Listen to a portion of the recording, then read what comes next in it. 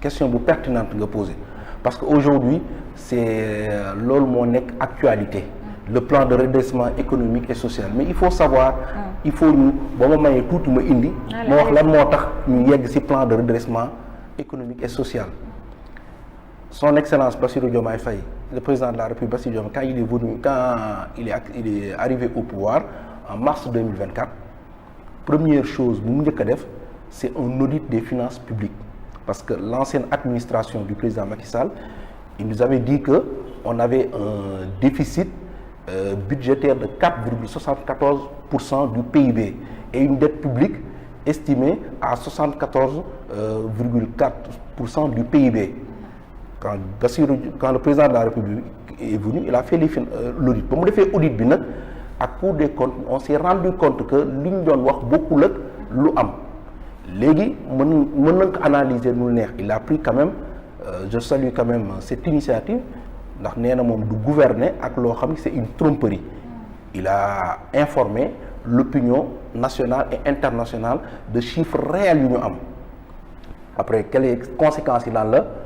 Notre Sénégal a été dégradé et accès pour ñu mën a accéder sur le financement extérieur aussi c'est un peu compliqué léegi on s'est dit maintenant comment on va faire un retour à l'orthodoxie on va maintenant voir ak léegi comment on va faire ak pour redresser ce pays parce que ce pays a besoin d'être redressé parce que bu ñu toogee nii comme ça notre inaction même serait une action engagement lay doon.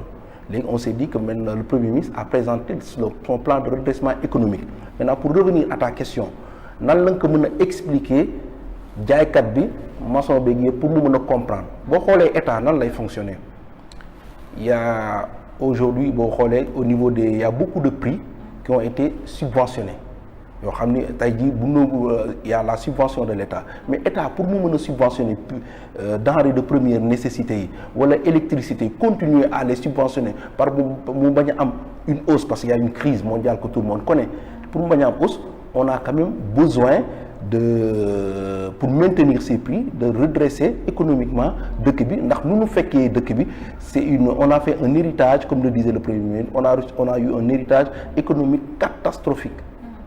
Donc maintenant la solution est quoi?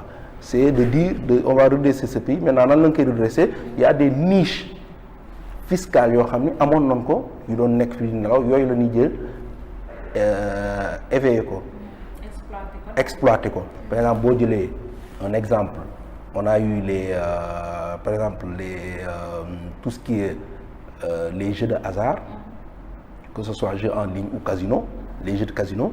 boo xoolee il y avait aucune taxation dessus et l'État maintenant s'est dit si yow parieur bi boo jouer sa gain bi nga am dinaa si jël 20% en retour aussi la société yow mi sur tout ce que tu as capitalisé comme au niveau des parieurs naa si jël tam 20% mu pare foofu mun tam dinaa dem ma jël aussi au niveau des boissons alcoolisées yu ñu fabriqué fii au Sénégal et à l'étranger dama si mettre une taxe dessus continuer encore xool au niveau de comment ça s'appelle des influenceurs aussi pareil ñu xool tam au niveau taxation yi nan lañ ci mën a am ndax boo xoolee état bu nekk si impôt lay c'est tous les états qui ont quand même réussi ont une politique fiscale forte. Regarde l'exemple des pays comme la France, comme l'Allemagne, c'est une politique de fiscalisation moins forte parce qu'ils ont une ressource naturelle, ou peu, mais par contre ils parviennent quand même à vivre décemment avec un niveau quand même très élevé par la taxation. Donc aujourd'hui, bon, si vous voulez maintenir ces subventions que je disais, on est obligé de redresser ce pays. Donc c'est un effort qu'on demande à tous les Sénégalais. Hein. C'est un effort sur 3 ans. Sinon bu ñu ko deful kon dootu mën a dëkk ci Sénégal. D'accord, très bien man dama jaaxle. Parce que si début wax yaa ngi naan dañu fekk ci réew mi si guuta on va dire.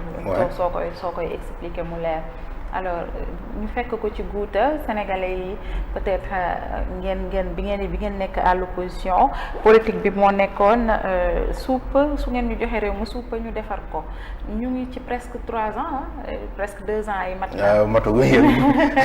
2 ans yi daanaka mat na. waaw 1 an yi di waay. voilà 2 ans yi daanaka léegi ñu yegg si rek ñu nga ni ni ñu fekkee réew mi moo ñu indee ci li ñu nekk ba mënuñoo am ay koppar gu ñu peut-être FMI di jox moo ñu ko teg ba nangam sax mais monsieur Thiam. Est-ce que du déclaration premier ministre moo fi indi lii yëpp aussi est-ce que déclaration premier ministre bu fi waxu chiffre falsifié après chiffre erroné on n'a pas compris en tout cas moo indi tey Sénégal FMI taxaw fi mu taxaw daal ni man j'attends les vrais chiffres boobu ba tey ñu ne ti FMI day def double jeu beneen bi topp mooy plan de redressement bi économie endogène la ñu jëmee est-ce que sénégalais yi àttan nañu ko parce que tuxkat bi wala bokk parieur bi ñàkk a tax muy parier bëgg lu mu yóbbu kër ga tey am na ñoo xam ne ci Paris bi la ñuy dem defi pour mën a yóbbu seen kër lu ñu dundee de. moom mi nga xam ne dafa nekk influenceur tey di jaay. via yenn réseau yi tey. parce que gisul peut-être le meilleur ndax la plupart des jeunes yu fay nekk tey ji dañu nekk ñoo xam ne peut-être ils sont qualifiés. mais tey jooju nga bëgg jël ci ñooñu partout as la fii tout fii ngeen ni ay niche la.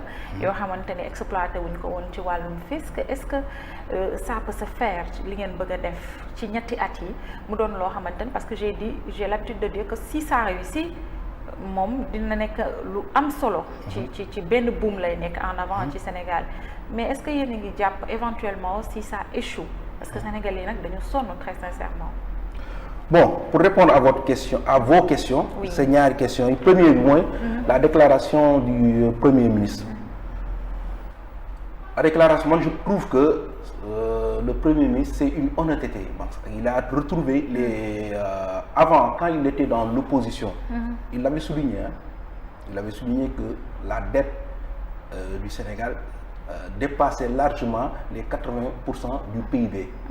Et quand il est venu, ici avec les auditeurs, moi je parle avec des auditeurs, de la Cour des comptes, oui. Audit UNDEF, on s'est rendu compte que l'estimation qu'avait faite le Premier ministre à l'époque, mais on l'a largement dépassé.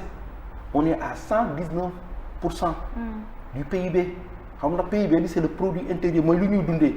mooy Sénégal ñun doon laa ko mën a waxee xaalis boo xam ne moom la ñuy tey liggéey moom la ñuy ramasser ci intérieur ci kii bi économie bi. loolu tey jii boo ñu après moom il a fait une déclaration. Sa déclaration a été honnête.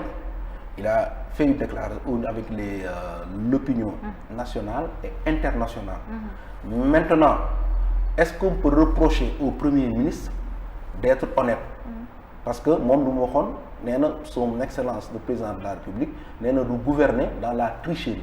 loolu la waxoon kon du gouverner dans la tricherie il y avait deux canaux. Soit informer l'opinion internationale et nationale ou bien informer d'abord l'opinion internationale. Et si vous ne trouvez pas de moyens, après informer l'opinion nationale. C'est les deux. Quoi qu'il en soit, la vérité devrait être dite et elle est dite. Voilà. Donc moi, je n'ai pas de problème sur la communication, sur la forme de la communication qui a été employée par le Premier ministre. Maintenant, pour revenir à la seconde question, sur la taxation des mobile money, il y a souligné. Si, d'après les données qu'on a, on sait en 2025, on a eu 15 300 milliards de transferts via mobile money en 2025, les chiffres. Donc aujourd'hui, l'État nous soucie taxer d'ara. Et l'État, en général, c'est 1% ou 0,1% les taxes. Maintenant, l'État s'est dit, je vais taxer à hauteur de 5 pour 1000 ou 0,5%. Pour faire simple, tu as dit, si vous avez 10 000 francs, normalement, il y a 100 francs. L'État dit, il y a 10 000 francs qui sont yónnee sa am di jàmm man bëgg naa si nga jox ma si fukki dërëm. Fukki dërëm si 10 000 francs yi kon maanaam booy demee ba si yónnee kenn 10 000 kon 10 150 ndax état musu ko taxé te balaa ñuy dugg si loolu. état dafa def ce qu'on appelle benchmark dafa dem dans les pays ndax si def nañ ko boo xoolee benchmark étude bi def na ko si côté Ouganda, Tanzanie, Mali. parce que pourquoi def une étude benchmark pour avoir un retour d'expérience pour xool pays yu ko def lan moo doon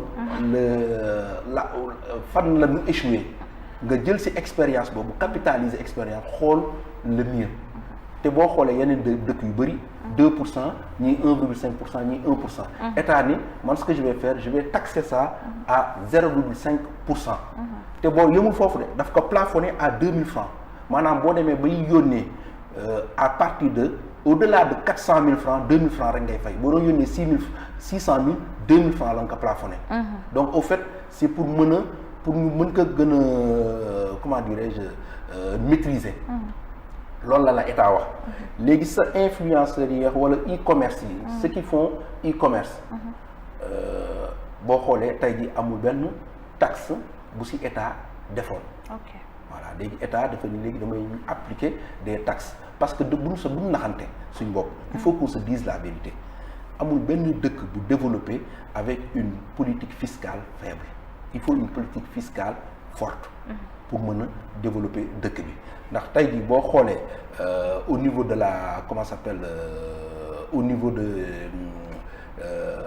des grands pays ñoom seen politique fiscale c'est moo raw fuuf du Sénégal boo xoolee yenn pays qu'est-ce qu'ils ont fait ñoom ay 2% lañ indi si ay mobile money et ainsi de suite mais ñun on l'a amené à ce 0,5 via un benchmark bu ñu def. Très bien. Est-ce que ça peut se faire ndax jàpp nga ne dina